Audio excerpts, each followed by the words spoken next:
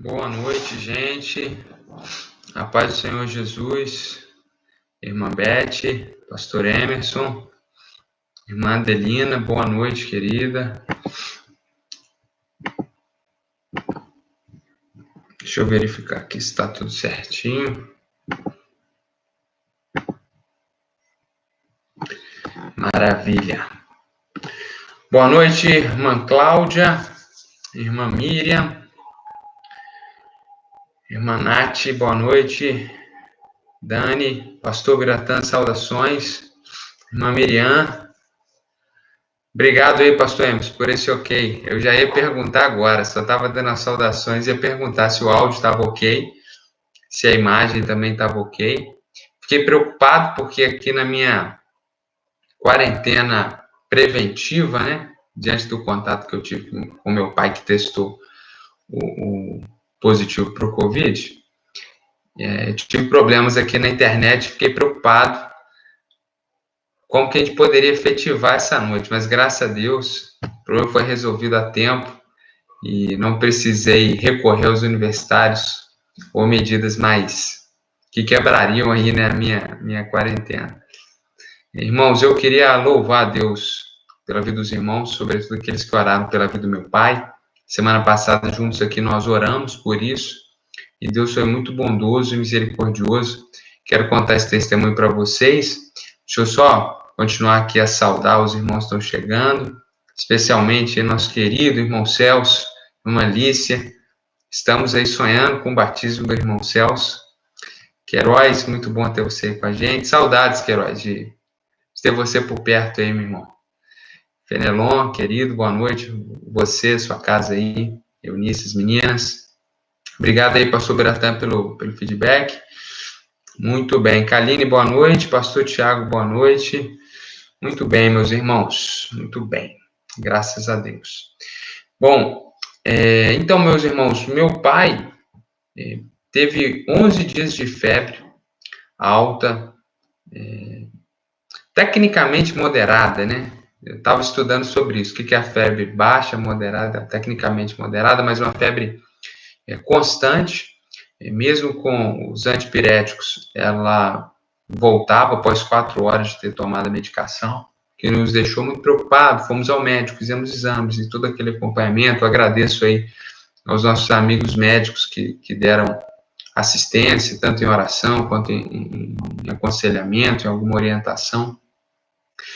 E foram 11 dias muito difíceis. A partir do 12º até o 14º, ele variou entre o estado febril e sem febre, sem nenhum antipirético, que nos deixou muito encorajados, porque é justamente essa segunda semana de sintomas onde o paciente que chegou até ela dá uma virada na mesa contra o vírus ou avança para uma piora que precisa de internação. Então, isso tivemos aí uns sustos no caminho, mas graças a Deus, Deus ouviu nossas orações dos irmãos, e houve essa melhora, o que nos deixou muito tranquilos, junto com os médicos, e no 15º dia, me lembrei ali de Daniel, quando orava, e pedindo uma resposta, e quando veio o mensageiro de Deus, disse: olha, desde que você começou a orar, eu vim, mas o príncipe da Pérsia me impediu de chegar até você, por isso que eu demorei. Porque parece realmente algo incrível, né? No 15º dia, ele acordou super bem, foi para a horta, passou a manhã lá, cuidando lá da horta, e esse é o 3º dia dessa melhora súbita.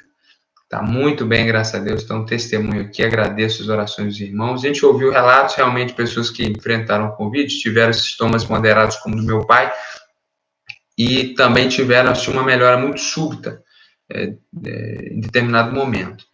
Mas a gente glorifica ao Senhor porque a gente sabe que foi a mão dele. Então, muito obrigado pelas orações. Susto passou. Seguimos orando pelo Lucas, que segue internado.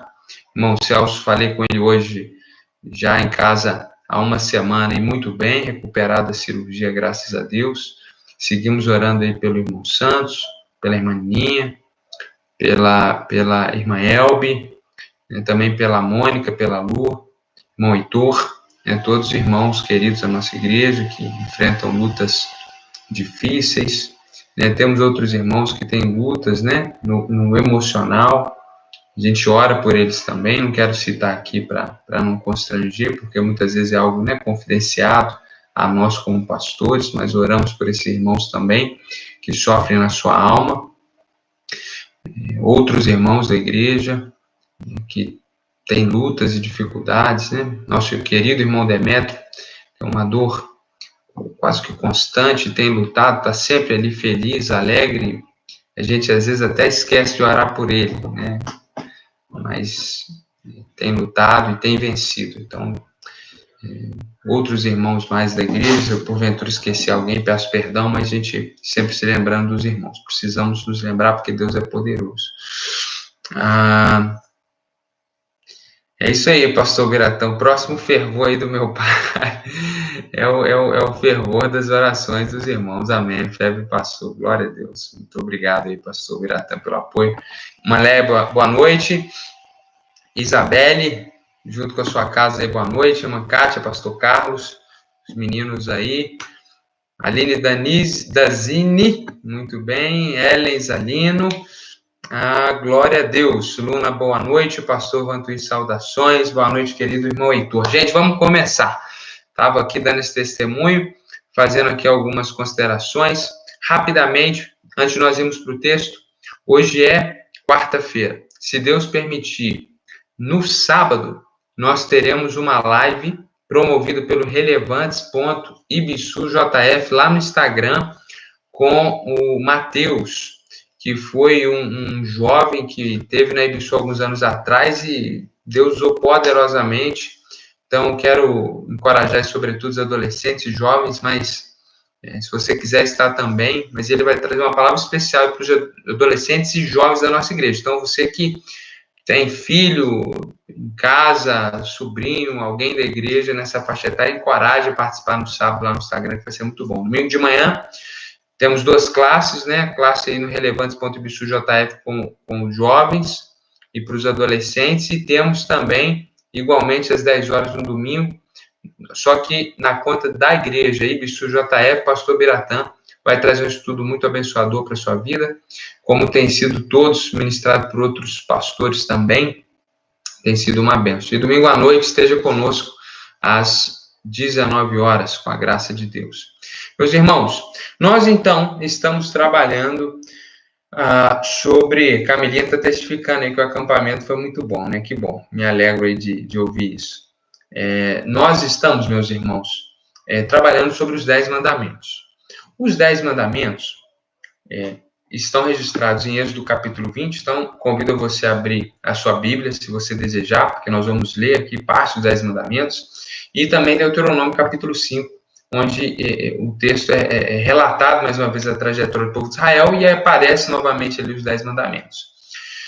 Nós estamos estudando, sobretudo, aqui em Êxodo capítulo 20, nós vimos na semana passada, na primeira parte desse estudo, que a primeira parte dos 10 mandamentos, do primeiro até o quarto, são mandamentos relacionados ao nosso relacionamento com Deus, a nossa devoção a Deus.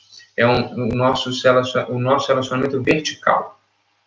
E do quinto até o 10º mandamento, vimos, de forma geral, porque hoje que nós vamos nos aprofundar neles, que esses 6 restantes mandamentos, eles não são direcionados ao nosso relacionamento com Deus, mas são direcionados ao nosso relacionamento com o nosso próximo, nossos relacionamentos horizontais.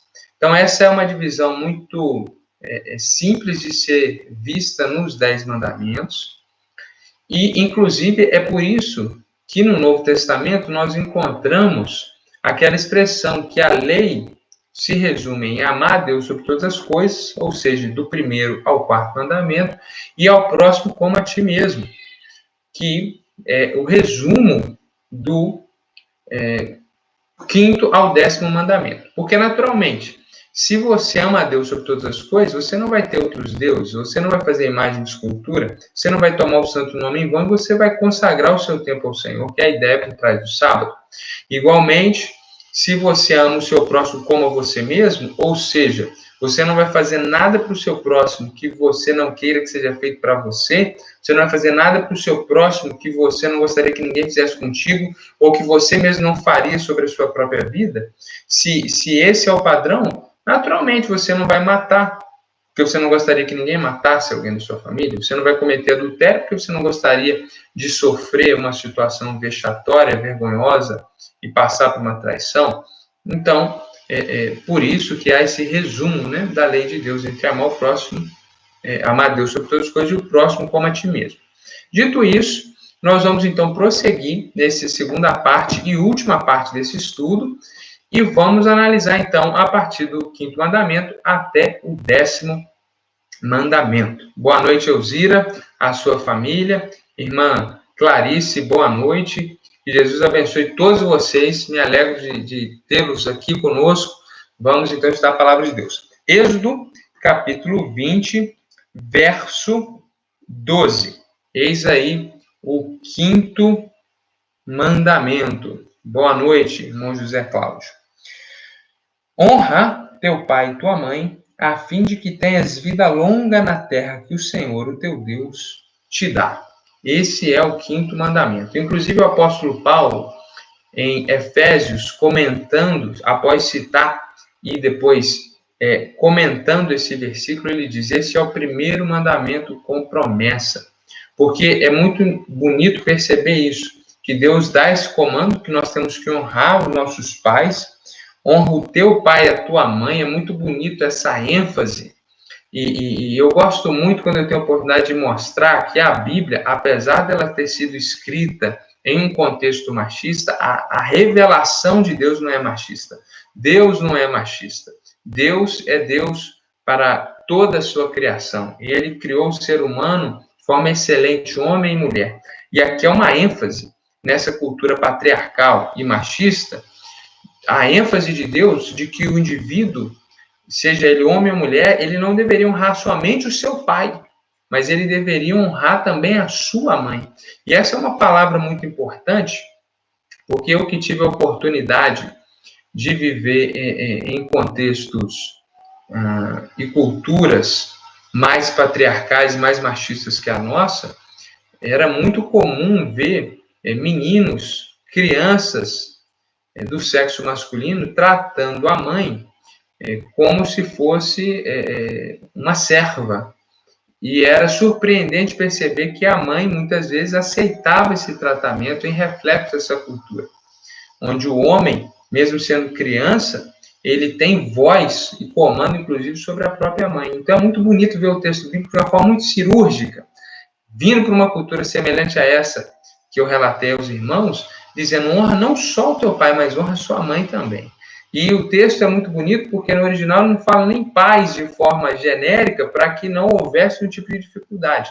Então aqui há um compromisso de todo filho, uma lei de Deus para que todo filho honre o seu pai e honre a sua mãe igualmente. Então, meus irmãos, após dar essa realidade, né, a ênfase ali era que Deus desejava, né, que o indivíduo honrasse não só o seu pai, mas também a sua mãe. E aí vem aquele então vem aquela promessa do mandamento, né, para que você tenha uma vida longa na terra. Aqui, quando o texto fala disso, o texto inclusive fala lá em Êxodo: a terra que o Senhor te dá. Ou seja, Deus está condicionando a prosperidade deles na terra de Canaã, na terra prometida, com o cumprimento desse mandamento, com a fidelidade deles a Deus, a honrar os seus pais, pai e mãe. Então a gente vê a importância desse mandamento, a relevância desse mandamento, a seriedade desse mandamento. E aí o apóstolo Paulo, agora sim, retomando, aqui em Efésios capítulo 6, verso 4, ele diz: e vocês, pais, Efésios capítulo 6, verso 2, honrem o seu pai e a sua mãe. Então aqui ele está citando ipsis literis o que está lá em Êxodo 20. Aí ele vai fazer uma ressalva. Aqui não é mais a citação de Êxodo 20, mas é a interpretação do apóstolo Paulo. Ele fala, que é o primeiro mandamento com promessa. Então, Deus tinha prometido, se vocês honrarem os seus pais, pai e mãe, Deus vai prosperar vocês na terra de Canaã. Deus vai prosperar vocês aí na terra prometida. E aí, o apóstolo Paulo, no verso 3 aqui de Efésios 6, vai dizer essa segunda parte da promessa lá de Êxodo capítulo 20, para que tudo corra bem com você e você tenha uma longa vida sobre a terra. Aqui, nós não sabemos se o apóstolo Paulo está citando o texto de cor, e aí ele coloca nas palavras dele, porque ele leu esse mandamento como profundo conhecedor na língua original hebraica, e aí ele faz a tradução para o grego. Nós não sabemos se ele está citando a tradução da Bíblia do grego, e aí tem uma pequena alteração, ou se ele já está parafraseando o texto na hora da citação para trazer uma aplicação. Porque lá em Êxodo 20 é uma promessa muito clara de que se eles honrassem os pais, Deus iria prosperá-los lá na terra de Canaã. Aqui o apóstolo Paulo ele está ampliando esse conceito, para que tudo corra bem com você, e você tenha uma longa vida sobre a terra. Parece, aqui quando a gente vê o apóstolo Paulo fazendo essa citação, que ele não está trazendo só aquela promessa para o povo de Israel de serem prósperos na terra de Canaã, mas quando ele fala que não é exatamente o que está lá no hebraico, para que tudo corra bem com você, eu acho que ele está ampliando e trazendo significado justamente para nós. Porque aquela promessa, ela tinha significado para o povo que morava em Israel, não tem mais significado para nós. Né? Vamos ser prósperos na terra de Israel se a gente honrar pai e mãe. Então, aqui, o Espírito Santo, através do apóstolo Paulo, está ampliando aquele conceito e mostrando que, se nós honrarmos pai e mãe, também é uma promessa para nós, de termos uma vida de qualidade, uma vida boa, uma vida abençoada, para que tudo corra bem com você. Claro, não significa que se você honrar pai e mãe, você não vai ter tristezas na vida. Mas é um versículo que mostra claramente que há uma promessa de Deus, uma recompensa da parte de Deus, uma bênção da parte de Deus, se nós honrarmos os nossos pais. Se nós abençoarmos e honrarmos nosso pai, a nossa mãe, Deus ele vai abençoar você. E você tem uma longa vida sobre a terra. Então, é uma promessa de uma vida com muita qualidade e promessa de longevidade. Claro que é uma promessa para o povo, então é possível que você tenha alguém, né, que honra pai e mãe e vai ter muitas dificuldades na vida, ou que vai morrer cedo. Isso não invalida a promessa, porque essa é uma promessa para o povo de Deus, tanto no Antigo quanto no Novo Testamento. Então, em geral, isso se cumpre, né? E há a bênção de Deus de uma forma especial em honrar o pai e a mãe. Então, voltando aqui para Êxodo capítulo 20, no verso 12, a grande pergunta, talvez, aqui, que a gente precisa fazer, Diogão, boa noite para você que chegou, é que, afinal de contas, o que é honrar pai e mãe? Quais as circunstâncias e contexto eu tenho que honrar pai e mãe? Porque aqui é uma lei, eu tenho que honrar pai e mãe, e é o primeiro mandamento com promessa, eu vou me beneficiar se eu honrar pai e mãe. Então, afinal de contas, o que é honrar pai e mãe? Honrar pai e mãe é respeitar. Honrar pai e mãe é honrar. Honrar pai e mãe, honrar nesse sentido pleno da palavra, né, de considerar o outro maior, de ter aquela reverência, né? Honrar pai e mãe significa respeitar e ser obediente. Isso é uma palavra importante. Esse respeito, não só respeito a sua opinião, faço o que eu quero, mas obediência nas diretrizes. Honrar pai e mãe, dentro daquele contexto, era, talvez, antes de tudo isso, ou complementando tudo isso, honrar financeiramente seus pais, sustentá-los na idade da experiência. Porque naquele período, nós não tínhamos um sistema de aposentadoria, um sistema previdenciário complexo. Então, como que a gente tinha previdência na nação de Israel? Os pais criavam seus filhos e depois os filhos honravam e sustentavam seus pais e não podiam abandoná-los.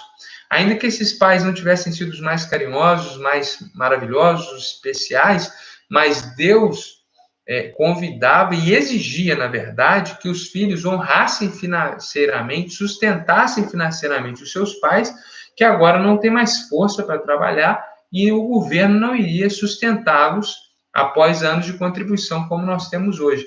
Então, aqui nós temos uma lei espiritual, uma lei onde fica evidente esse valor da família, onde Deus está dando ordens, né, para a família, estipulando o papel de cada um, e da mesma forma que o pai sustentava, cuidava, criava do filho até ele chegar à maturidade, agora ele, mais do que maduro, precisa ser sustentado por esse jovem, por essa jovem, tem que ser honrada, né? Essa jovem tem que honrar também os seus pais, ainda que essa prerrogativa do sustento financeiro recaísse sobre os filhos homens, naturalmente, pensando naquela cultura, naquele contexto, mas hoje, pensando na cultura nossa, que é menos machista, isso se aplica também a você, filha, se você tem condições, se há um comum acordo com o seu marido, porque a partir do momento que você é casada, você tem que honrar pai e mãe, mas você agora deve uma obediência primeira ao seu esposo, ainda que a honra seja devida. E se você é solteira, ou se você, né, não tem marido, você tem essa liberdade ainda maior de honrar o seu pai, de honrar a sua mãe, não só os homens, não só os filhos homens, mas as filhas mulheres também. Então, honrar pai e mãe é muito mais do que respeitar a opinião deles, é muito mais do que não brigar com eles, mas é obediência, é respeito, é consideração, é reverência, e na hora que eles precisarem de você, financeiramente, você cuidar deles. Principalmente isso ocorre, né, na terceira idade, na fase da experiência, na hora da doença, quando eles estiverem enfermos, quando eles estiverem se sentindo sozinhos, você precisa estar lá, você precisa honrar. E aqui é uma coisa muito importante. Muitos estão ouvindo isso e se lembram que talvez não tiveram um pai, uma mãe maravilhosos, né? E talvez você esteja pensando, né? Poxa, eu tenho que honrar o meu pai, eu tenho que honrar a minha mãe. A Bíblia não diz honra o pai maravilhoso que você tem, ou aquela mãe que fez tudo por você. Você tem que honrar o seu pai e sua mãe, ainda que eles não tenham sido os melhores pais para você. Ainda que eles tenham cometido erros, quando você honra eles, apesar deles terem cometido erros contra você, você está fazendo o que Jesus nos ensinou no Sermão do Monte, dar outra face. Amar aquele que não te amou como você gostaria. Então, muitos filhos guardam mágoas dos seus pais. E você vai ter um problema sério, que é o problema de ser privado dessa bênção de Deus, que é resguardado somente aqueles que honram os seus pais. Então, se você tem alguma mágoa contra o seu pai, você precisa perdoá-lo, contra a sua mãe. Não importa o que ele fez contra você, não importa o que ele fez contra a sua mãe, contra o seu pai, você precisa perdoar. Claro que em alguns contextos nós temos pais, mães, até com algum tipo de desequilíbrio psiquiátrico, cometeram coisas horrendas e terríveis, onde muitas vezes a convivência realmente ela tem que ser dosada. Mas, em geral, as pessoas guardam mágoas, guardam ressentimentos dos pais no lugar que deveriam estar honrando essas pessoas. Então, isso é um mandamento muito, muito importante. Só tem um momento onde você não precisa obedecer aos seus pais e que você tem uma liberdade em relação a isso, que é quando eles estão indo contra aquilo que é correto. Então, você não tem que honrar o seu pai, sua mãe, acobertá-los no erro, no engano, se eles estão fazendo algo ilícito, se eles estão fazendo algo pecaminoso. Você, inclusive, é chamado por Deus justamente porque você os ama, a confrontá-los em amor, a encorajá-los ao caminho correto. Você não tem que se compactuar e nem obedecer naquilo que é contra a palavra de Deus. Então, esse é o único momento onde a autoridade deles pode ser colocada de lado, quando eles estão em choque com a autoridade de Deus, quando eles estão indo contra a palavra de Deus. Caso contrário, nós somos chamados a honrar os nossos pais de uma forma muito especial. E a nossa sociedade ocidental, pós-moderna, ela desconhece o significado desse mandamento. Nós temos que aprender muito sobre isso. nós temos que rever muitos conceitos quanto sociedade. Pelo contrário, a sociedade quer desfazer a família, quer desfazer o que é pai e mãe. Então, nós estamos num contexto muito desafiador e nós estamos perdendo, enquanto sociedade, essa bênção de Deus para quem honra pai e mãe. Se nós estamos destruindo o conceito de família e relativizando ele, como que a gente vai honrar pai e mãe? E eu tenho certeza que nós vamos perder essa bênção como sociedade, e você não pode perder essa bênção enquanto indivíduo. Como diz Josué, eu e a minha casa, porém, vamos servir ao Senhor. Então, ainda que a sociedade não seja favorável, você pode ser alguém que vai honrar os seus pais. Bom, esse é o verso 12 e o 5º mandamento. Aí nós chegamos no verso 13, que é muito simples. Não matarás. Esse mandamento é muito simples de entender, a gente não precisaria de explicações. A não ser pelo fato que é muito comum quando a discussão da pena de morte vem à tona dentro do nosso universo evangélico, e há uma repulsa dessa ideia da pena de morte de uma forma muito veemente, devido a esse versículo. Então, é muito comum as pessoas dizerem, nós somos contra a pena de morte, a Bíblia diz, não matarás. Agora, quem lê a Bíblia sabe que a pena de morte era uma prática no Antigo Testamento, estipulado pelo próprio Deus. Não estou falando que eu sou a favor da pena de morte, eu não estou dando a minha opinião sobre isso, não é o momento para que eu dê a minha opinião. Eu precisaria de uma construção mais ampla, um tempo maior. Mas eu quero deixar isso claro para você, que Deus estipulou, não significa necessariamente que a gente tem que estipular isso hoje. Mas o próprio Deus estipulou a pena de morte em vários crimes que eram cometidos em Israel. Não era somente em caso de homicídio que alguém sofria pena de morte. Muitos outros crimes tinham como sentença a pena capital. Então, quando Deus diz não matarás, ele não está indo contra a pena de morte necessariamente. Não sabemos, ou pelo menos não estou dizendo o que penso que Deus diz a respeito da pena de morte do século XXI. Eu só estou dizendo que Deus, lá no Antigo Testamento, ele não era contra a pena de morte. Usar esse versículo para ir contra a pena de morte é um equívoco. Esse versículo está falando de homicídio. Nós, como indivíduos, não podemos tirar a vida de nenhuma pessoa. Nós não temos esse direito. Mas o Estado, que é constituído por Deus, no Antigo Testamento, ele tinha não só esse direito, na verdade não é um direito, ele tinha essa obrigação para fazer justiça e extirpar o mal da terra. Não era só para trazer medo, mas era os versículos bíblicos falam nessa expressão, de tirar o mal da terra, de acabar com o mal. Então, se existe isso, pena de morte, para que isso não seja progressivo, para que isso não seja algo que contamine outras pessoas. Então, Deus é muito duro e muito firme, e duro não necessariamente negativo, com aquela população, com aquela sociedade. Então, nós precisamos entender essa diferença. O não matarás, ele está ligado ao homicídio. E, sobretudo, irmãos, ao homicídio doloso, ou seja, o homicídio que você tem culpa, que você tem a intenção de matar. A Nath está falando aqui, a pena de morte e a possibilidade de matar em legítima defesa. Está jogando aqui a bola para eu dar aquela cortada. Existem versículos bíblicos que tratam sobre essa questão.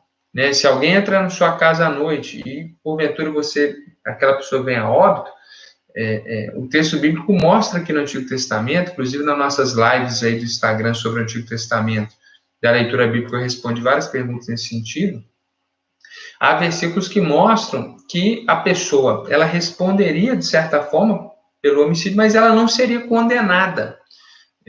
Haveria uma investigação, de certa forma, mas ela não seria condenada, porque à noite ela poderia ter gritado, ela poderia ter entrado em vias, e como está todo mundo dormindo à noite, então, né, não teve tempo de ninguém vir socorrer, ela poderia ter entrado em vias de fato com a pessoa, ela não viu onde a faca pegou, onde o soco pegou, porque está tudo escuro, está de noite, a gente não tinha luz elétrica naquele período, até acender uma lamparina quando invade um ladrão a casa. Aí o texto bíblico também diz, agora, se alguém entrar na sua casa de dia e você matar essa pessoa, aí você vai responder, por quê? Essa legítima defesa foi exacerbada. Porque a luz do dia deu tempo de você gritar e seus vizinhos virem, porque está todo mundo acordado. Naquele período, as pessoas viviam em condomínios fechados, com casas grandes e distantes. Era tudo muito juntinho, muito coladinho, muito parecido até com alguns cenários do Oriente Médio, da Ásia, né? De algumas comunidades aqui do Brasil. É tudo muito juntinho. Então, a pessoa gritava durante o dia, o outro ouvia. E você está vendo a luz do dia, onde você vai dar a facada, né? Onde que você vai bater. Né? Então, aquele que, ainda que em legítima defesa, viesse a matar alguém à luz do dia, segundo o Antigo Testamento, aí ele já responderia. Né? Talvez condenado até por homicídio, havia todo um sistema ali judiciário. Mas o que eu quero dizer é justamente isso, que esse não matarás, o primeiro ponto aqui que eu trouxe, se não matarás, não significa ser contra a pena de morte, e aí esse não matarás não necessariamente condena alguém por ter tirado a vida em legítima defesa, e naturalmente, irmãos, aquele que executa a pena de morte em favor do Estado, ou a mando do Estado, ele não vai ser considerado alguém que cometeu homicídio. Ele está sendo a espada do Estado. Né? Se havia pena de morte, alguém tem que executar essa pena. Então, essa pessoa não é um homicida, ele está a mando do Estado. Portanto, quando Deus levava o seu povo a guerras, né? No Antigo Testamento, quando aqueles homens estão em guerra e pessoas morrem na guerra, né, aqueles soldados não eram condenados por homicídio. E, igualmente hoje, se um cristão vai à guerra, essa discussão era muito forte, né? Havia essa discussão se o cristão podia ser militar, podia ser do exército, porque em caso de guerra ele podia tirar a vida. Ele está a mando do Estado. Né? Então, se o indivíduo vai à guerra com sede de matar, para dar vazão a todo o seu sentimento pecaminoso, e ele mata de forma cruel, terrível, naturalmente, ele é um homicida. Né? Agora, se ele está num contexto de guerra, num contexto de tiro, e pessoas vêm a óbito, né, pela ação, né, que ele está agindo, ele não é considerado homicida. Isso se aplica também às nossas forças de segurança pública. Aqueles que têm algum treinamento no tiro, né, sabem muito bem, né, as regras, as legislações, as orientações sobre como atirar, avisos que têm que ser dados em determinados contextos, a responsabilidade de se apontar uma arma, onde você atira. Eu estava conversando com um amigo, Alexandre, que é instrutor de tiro, e ele estava falando sobre isso. Né? Se você atira, o indivíduo olhando para você, significa que é legítima defesa. Agora, se o indivíduo está correndo, o tiro pegou nas costas, aí não foi legítima defesa, então é homicídio. Então, a própria legislação do nosso país, ela tem esses meios, e a própria legislação do Antigo Testamento também, para separar o que é homicídio do que é legítima defesa, o que é homicídio do que é você estar trabalhando em favor do Estado, da segurança pública, o que é homicídio e você está executando ordens do Estado. Existe essa diferenciação. Então, nós não podemos pegar o não matarás e dizer o cristão não pode ir para a guerra. O cristão não pode ser policial militar. Você, em legítima defesa, alguém invade o seu lar, você não pode fazer nada. Não estou encorajando você a fazer. A gente sabe, até por orientação da segurança pública, né, que o melhor é não reagir. Mas, os irmãos sabem que existem contextos e situações onde, não quero dar exemplos aqui, acho que é desnecessário, mas você sabe que em alguns momentos, né, para defender a vida de outros, em determinadas situações, você tem que se expor, né, e pode acontecer situações. E aí alguém vem à morte, isso não é necessariamente homicídio. Então, vemos que esse versículo, que é um dos menores da Bíblia, o não matarás, é extremamente complexo.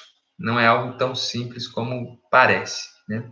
Então, a partir de hoje, não use o não matarás para ser contra a pena de morte, para ser contra o cristão na polícia militar, no exército e tudo isso, tá bom? Aí vem o próximo, não adulterarás.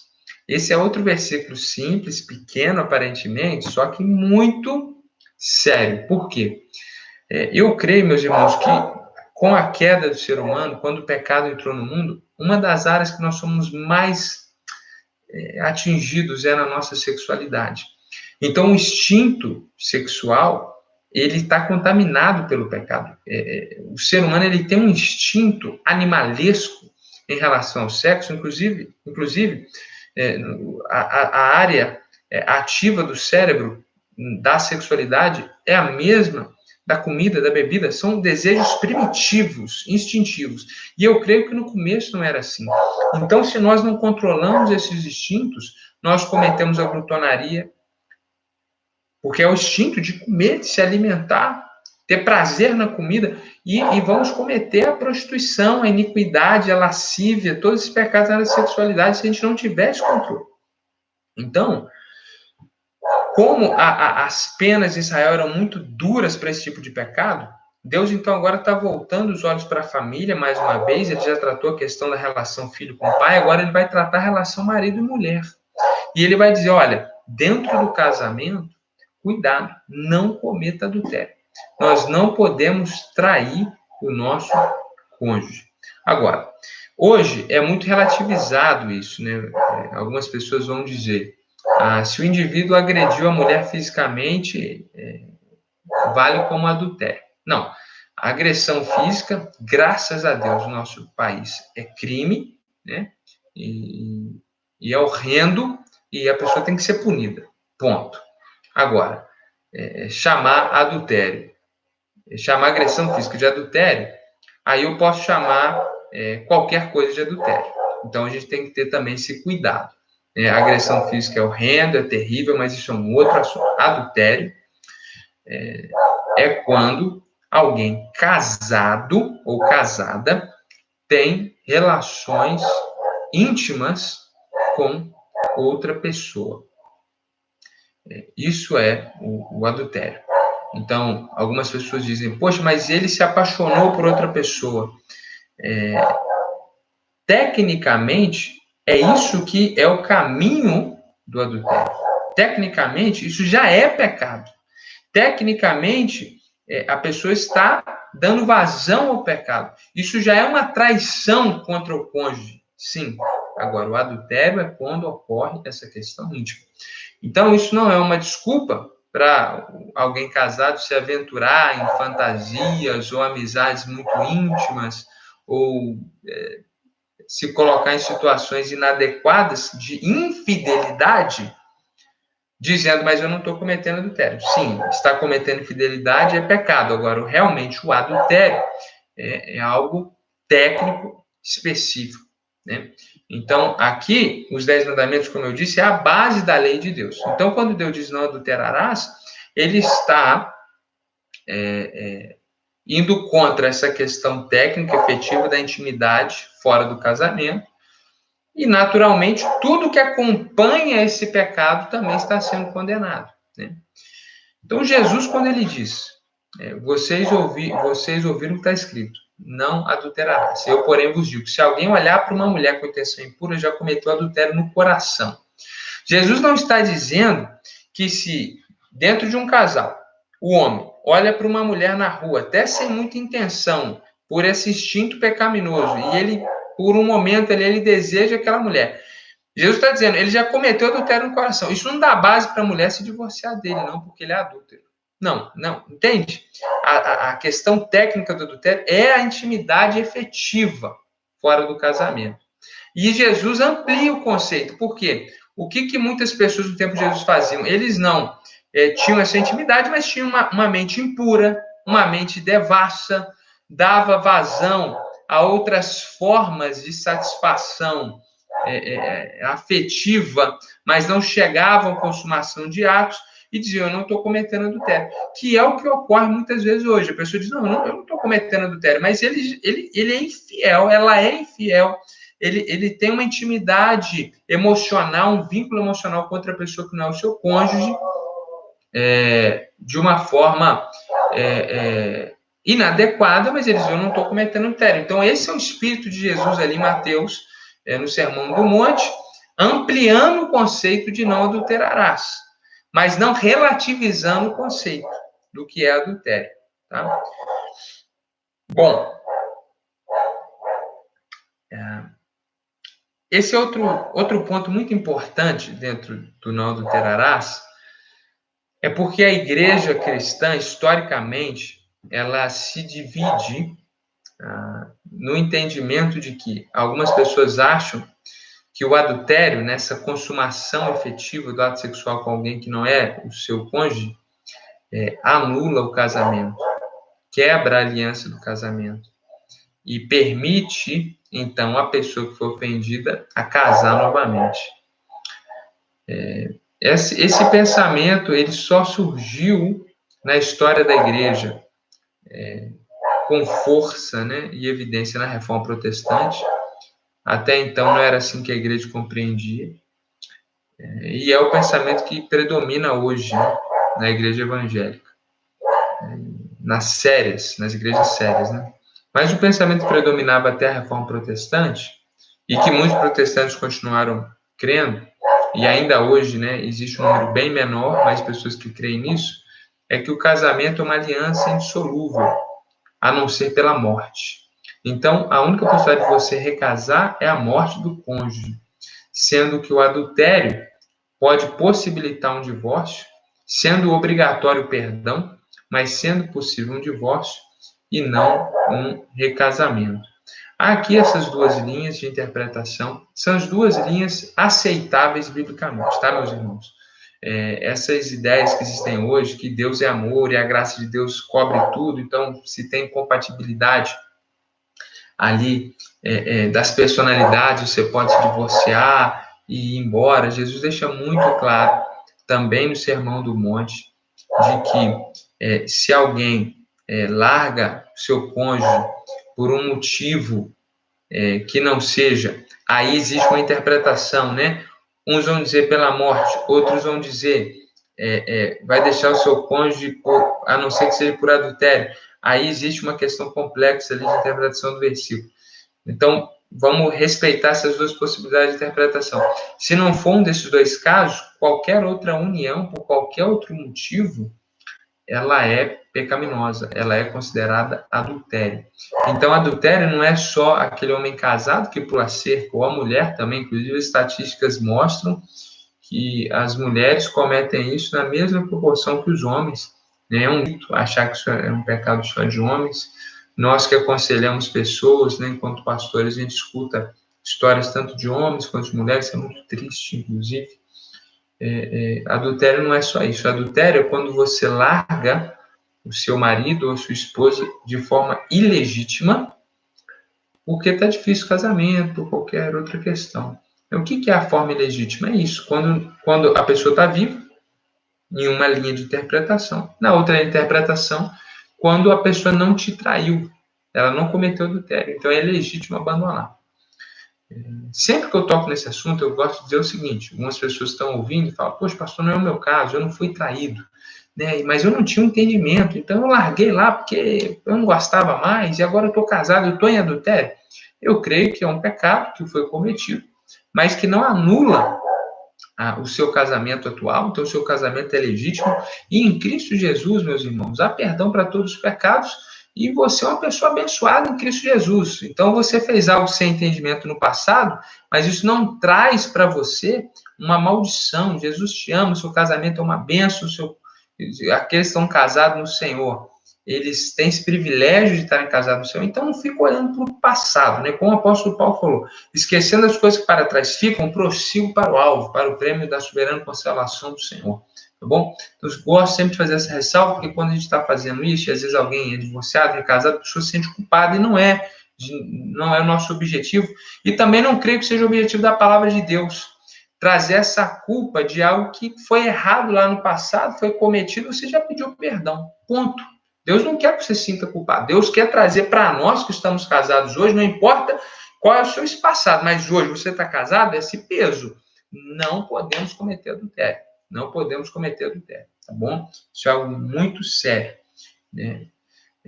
Sobretudo, a questão quando vai passando a idade, e às vezes a formosura do cônjuge vai passando, e o indivíduo quer alguém mais atraente, isso é extremamente deplorável. Então, temos que vigiar muito em relação a isso. E ninguém começa do adultério pro dia da noite, do dia para a noite. Isso é um processo, são portas, são brechas, o diabo vai se ir andando, você se torna muito íntimo, muito íntima de alguém que não é o seu cônjuge. Se você tem um amigo ou uma amiga que é mais íntimo, que você gosta de ter mais tempo com essa pessoa do que com a sua esposa, do que com o seu marido, cuidado, corte essa amizade, acabe com esse relacionamento, tá?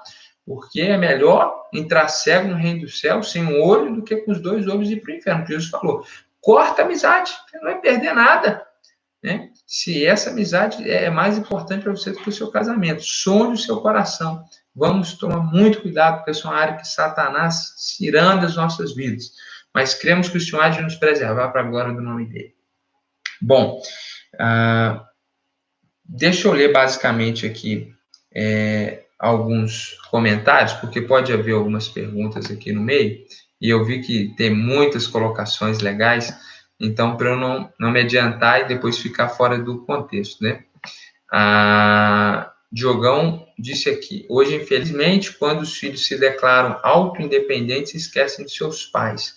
Não são todos, mas quem não tem o temor a Deus, os abandonaram em asilos. Sim, muito boa a colocação do Diogão, né? Esse retrato da realidade terrível, mas muito boa também quando ele diz, não são todos, né?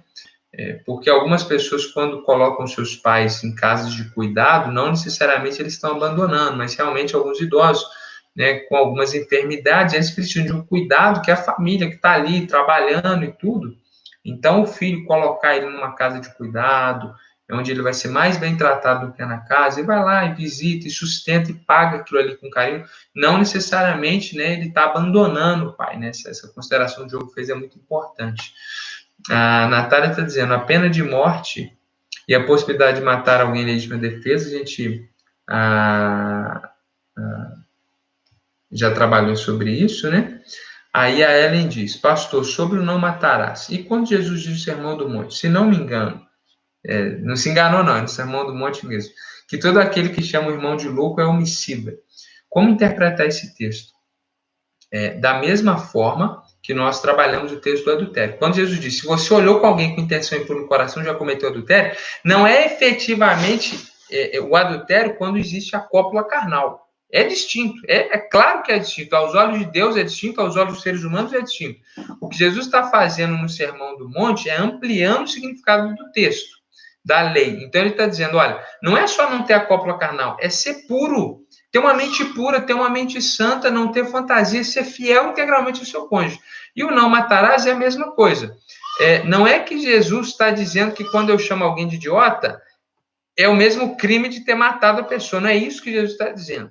O que Jesus está dizendo é o seguinte, que não adianta eu falar, mas eu não matei ninguém, mas eu xingo todo mundo, eu sou perverso, no meu coração eu tenho ódio, que é o que acontecia naquele contexto, né? Os fariseus eram terríveis, nem olhava na cara de samaritano, não entrava na cidade de samaritano e batia no peito, eu nunca matei ninguém, eu sou um homem santo de Deus. Então, Jesus está ampliando o significado do texto, não equiparando moralmente, chamar alguém de idiota e matar uma pessoa, né? Ainda que a consequência final de todo o pecado seja a mesma. Eu acho que é isso que Jesus quer mostrar também. O salário do pecado é a morte, não importa, né? Mas o que Jesus está fazendo é ampliando o significado do texto, tá bom, Hélio? E não equiparando efetivamente. Traduções mais antigas usam a palavra raca, outras usam louco, tem tradução que usa idiota, enfim. A Isabelle perguntou, Êxodo 22:2 fala sobre o homicídio e a legítima defesa. Obrigado, Isabelle. Eu acho que eu citei, né, o texto. Se alguém quiser ler e se aprofundar sobre isso, muito obrigado aí pela consideração, Belle. Pastor Biratã, em geral, as pessoas tendem a enxergar esse tema sobre a influência de uma visão pacifista e de ver o uso da força sempre como algo negativo, mesmo quando no combate à violência, ao crime e à guerra. Isso é uma consideração muito importante, uma crítica que precisa ser feita. Não há espaço aqui, né, mas existe uma construção histórica, filosófica, que tende realmente a minimizar a responsabilidade do indivíduo, responsabilizando a sociedade, e nós temos que ter muito equilíbrio na hora de ver essas questões e analisar, né? Realmente, eu concordo aí com o pastor Biratã trazendo uma consideração muito importante, né? Uma tendência aí de enxergar algumas questões, isso é muito rápido, né? Com o uso da força em alguns contextos que são necessários. Nath está falando, vale dizer que no Antigo Testamento há 7 termos hebraicos traduzidos por matar em português, o que permite entender que se existe uma classificação diferente do ato matar. Exemplo, matar na guerra, como você falou. Olha, Nath, sinceramente eu desconheço esse fato, tá? Que no Antigo Testamento há 7 termos hebraicos traduzidos por matar em português. Isso eu realmente desconheço. Mas se você está dizendo, você deve ter base aí, né? Confio em você e agradeço. A Ellen disse aqui, igual quando comparam aborto com abandono por parte do pai. São situações terríveis e pecaminosas, mas tentam equiparar para legitimar outros pecados. Exatamente. Acho que eu já comentei aqui nessa direção. São coisas distintas, né? O pastor Biratã diz, muito bem colocado, pastor Ricardo, diz, amplia o conceito e não relativiza. Isso aí. A Ellen, ele mostra a raiz do pecado. O adultério começa no coração. Não lembro as palavras exatas, mas Tiago fala que o desejo abre espaço para o pecado, e o pecado, uma vez consumado, gera a morte. Isso aí, está lá no capítulo 1 de Tiago. Muito bem. Muito bem, Lícia, irmã Lícia, irmão Celso voltaram.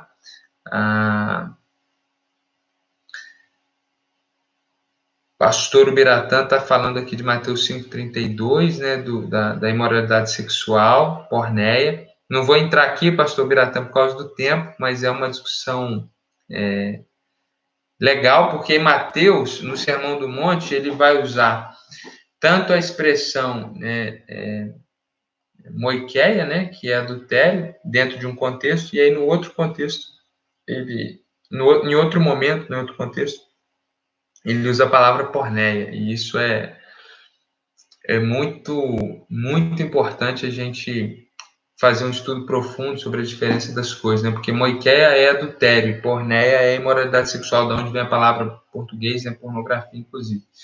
Mas, infelizmente, o tempo não dá, né? Vale que talvez uma EBD só para estudar isso ali no original, que é muito bonito mesmo.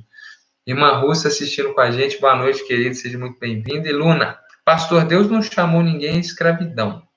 O que essa palavra quer dizer sobre casamento? Opa! Então, irmã Luna, pergunta difícil, hein? Isso está lá, irmãos, em 1 Coríntios 7, né? E aí, existem 2 interpretações aqui. Quando eu falo 2 interpretações, são 2 interpretações que eu entendo que estão dentro do escopo do que pode ser verdadeiro, que pode ter sentido verdadeiro nesse versículo, né? Porque tem N interpretações fora desse escopo que são diabólicas, são humanas, são deploráveis, né? Então, dentro daquele contexto, eu acho que tem 2 possibilidades de interpretação para esse versículo. Primeiro caso é que quando a pessoa, o contexto desse versículo temos um casal, os 2 não são cristãos, tá? Esse é o contexto desse versículo.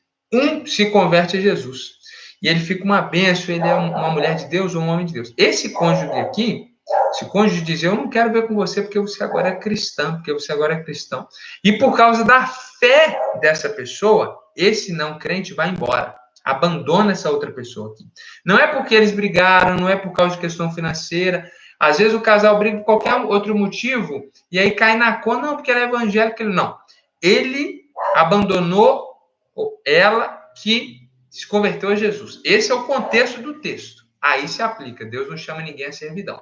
Então, como que alguns interpretam esse versículo? Que nesses casos, onde os dois não eram cristãos, um se converteu e o outro não quer mais viver com ele por causa da fé, como eu já vi acontecer, conheço pessoas que passaram por isso, infelizmente, muito triste.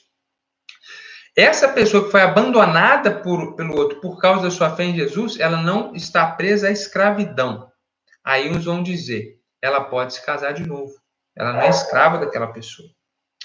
Outro grupo de interpretação vai dizer que essa pessoa, ela não está presa à escravidão. Não significa que ela possa casar de novo, porque em 1 Coríntios 7 também diz que o homem está ligado à mulher enquanto ele vive, né? Então, usando esse versículo, ele vai dizer que essa outra linha vai interpretar esse versículo não como o fato do abandonado poder recasar, mas o abandonado poder ficar uma vida tranquila e não ficar preso àquela pessoa, buscando, orando para ela retornar e afetivamente presa e sendo muitas vezes até subjugado por esse cônjuge que vem, ou pensando naqueles contextos machistas. Isso pode acontecer hoje, né? O cônjuge vem e abusa, né, fisicamente ali, sexualmente da pessoa, porque é marido, mas ele já abandonou. Então, não. Essa mulher tem uma dignidade. Ela não está presa a essa escravidão. Então, ela não está livre para recasar, né, como na primeira linha de interpretação, mas ela não é obrigada a ser objeto desse indivíduo. Se ele for embora, então agora ela é uma mulher sozinha, e Deus permite isso. Esse divórcio é totalmente legítimo. Existem, irmãos, basicamente duas linhas de interpretação a respeito do adultério, do divórcio e casamento, que são aceitáveis, né? Aceitáveis. Que a gente olha para a Bíblia estudando, a gente tem uma dúvida ali inicial, que é a ideia de que divórcio pode ocorrer por N motivos, mas o recasamento só em 2 casos de divórcio: quando alguém é vítima de adultério ou quando alguém é abandonado por causa da sua fé. A segunda linha de interpretação diz que o divórcio pode ocorrer por diversos motivos, mas o recasamento somente após a morte da outra pessoa. Eu, particularmente, como alguns pastores da nossa igreja, pensam nessa segunda linha, né? Que o recasamento somente após a morte do primeiro cônjuge. Outros pastores da nossa igreja pensam na questão da primeira opção. Então, a gente se respeita nesse sentido, e se você crê em uma dessas duas linhas, está tudo bem, né? O problema é quando a gente tem outras linhas, né? Onde o casamento deixa de ser aliança e vira contrato, etc. Tá bom, vamos lá. Pergunta difícil, hein, Luna? Mas estamos aqui para isso, né? É o que enriquece a live, são essas perguntas boas. Muito obrigado, viu? Obrigado a você pela questão. Aí vem o próximo mandamento, né? Não furtarás. Aqui é muito simples, né? Você não pegue nada que não é seu.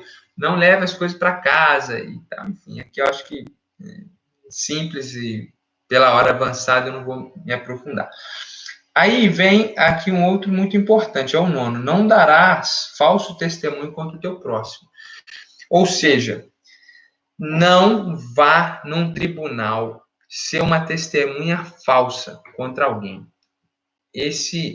Era a forma, esse mandamento está muito ligado ao sistema judiciário de Israel, né? Então, tudo era confirmado por 2 ou 3 testemunhas. Então, alguém falou, a minha mulher me traiu, e a pena para esse crime era a morte. Então, tinha que haver 2 ou 3 testemunhas. Se o marido fala, eu vi, não acontecia nada com essa mulher. Tudo era resolvido, no mínimo 2 ou 3 testemunhas.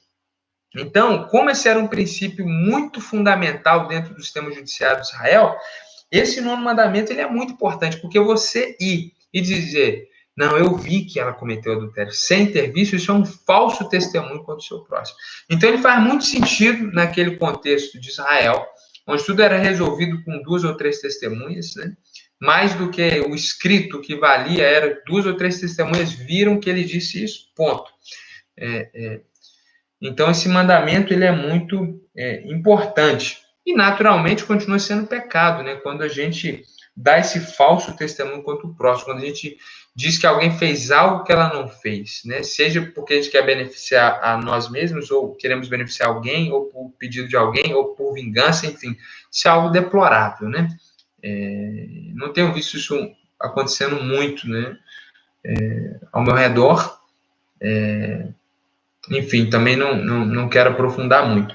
E por fim, o verso 17, não cobiçarás a casa do seu próximo. O que é cobiçar a casa? Não é cobiçar morar, não quero morar, cobiçar onde o cara mora. É cobiçar tudo que ele tem. Aí ele dá exemplos. Não cobiça a mulher do teu próximo, nem os servos ou servos, se a pessoa tem empregados e tudo, você fica querendo ter também, né? Achando a mulher do outro mais bonita, achando o marido da outra mais bonito. Nem boi ou jumento, nem coisa alguma que lhe pertence. Então, quando ele diz não cobiçará a casa do teu próximo, então não cobiça nada que é do seu próximo. Aí ele dá exemplos, como a mulher, os servos, o que é o sinônimo da prosperidade do seu irmão, né, o boi e o jumento, coisa alguma que lhe pertence, né? Radicalmente ele diz. Em outras palavras, irmãos, Deus está condenando a inveja. A inveja é esse sentimento onde você se sente inferior, porque o outro tem algo que você não tem e você deseja o que é dele. Muitas vezes a pessoa sente essa inferioridade diante do que o outro tem. Isso é um sentimento que não é saudável, que você não deve cultivar e que a raiz dele é pecaminosa. E é uma raiz de vários, né, uma raiz aí de várias, não sei o nome disso, mas está em um pouquinho de ingratidão com o que Deus te deu, entre outras questões, é um orgulho, né, ferido em determinados momentos, mas enfim, não quero aprofundar nisso, quero dizer que esse sentimento de inferioridade dentro do que o outro tem, ele pode ocorrer ainda que não seja saudável e tal. Agora, quando você sente essa inferioridade, você quer o que é o do outro, você deseja o que é do outro, então, quando o seu coração, né, ao invés de se alegrar porque o irmão tem um carro novo, você pensa, pô, ele tem um carro desse, eu não tenho. Estudei mais que ele. Eu podia ter também, mas por que ele tem? Aí você começa a desconfiar. A mente invejosa é assim, ela começa a desconfiar. Por que o outro tem? Será que ele está fazendo algo ilícito? Ao invés de você se alegrar com a conquista do outro, você quer encontrar os motivos pelos quais ele tem e você não tem. Isso é a inveja, né?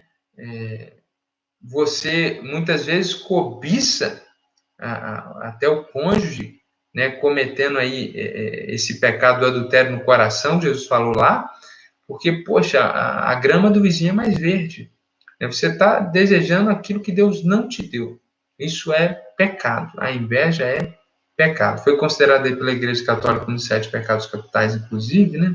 Pecados mais cometidos pelas pessoas.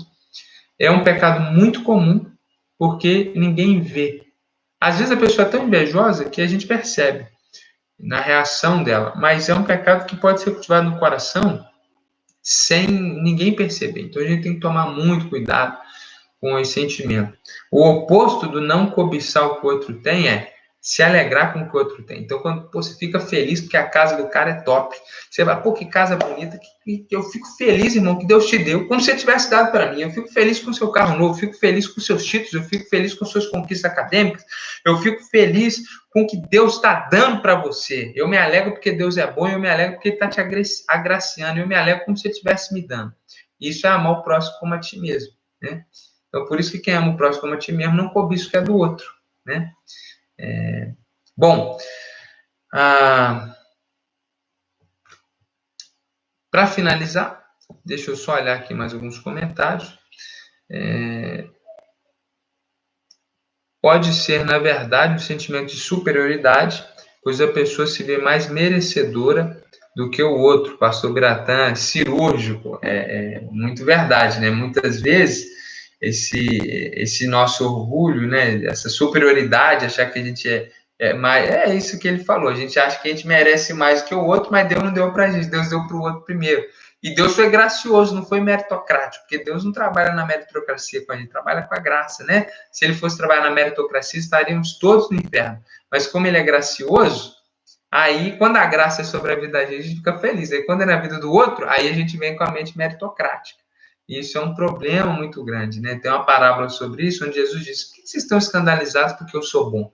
É porque Jesus foi gracioso, porque Deus foi gracioso, o pessoal ficou escandalizado, porque a mente era meritocrática, né? Então, a gente está, trabalhou, a gente merece, o outro não merece, né? Enfim. Irmãos, isso é um pouquinho aí dos 10 mandamentos, né? A gente poderia dar uma aula sobre cada um deles e extrair princípios maravilhosos para nossas vidas, para nossa espiritualidade, para nossa ética. Espero que tenha sido proveitoso essas 2 quartas. Se você está aqui com a gente hoje e não viu, assista aí de quarta-feira passada. Sábado estamos no Mateus, na live lá, relevantes.jf, especial para os adolescentes jovens. Se você conhece algum adolescente jovem na sua casa, encoraje a assistir, a participar. Eu tenho certeza que vai ser muito bom. O Mateus já falando da nossa igreja, foi muito bom quando ele esteve lá. Eu ainda não estava na igreja, mas os relatos são maravilhosos, né? O pessoal gosta muito dele, tenho certeza que vai ser muito bom. Domingo pela manhã, IBD às 10, com o pastor Biratã, não sei se agora é o Tiago ou o Bruno, o ano passado foi o Ed, lá com os jovens, 10 da manhã. E à noite, meus irmãos, às 19 horas, se Deus permitir, estaremos no culto. É muito importante que você esteja no culto conosco, que você tire esse tempo. Aqui em casa a gente está ficando de pé para louvar a Deus, para cantar as crianças, cantamos juntos. Então, esse momento da gente estar junto, ainda que distantes, tá bom? E no mais é isso. Jesus abençoe muito vocês. Vamos orar para a gente encerrar. Louvo a Deus pela vida de cada um de vocês, por nós estarmos juntos aqui, tá? Peço desculpas aí pela interrupção da primeira live, mas deu tudo certo agora. Vamos orar.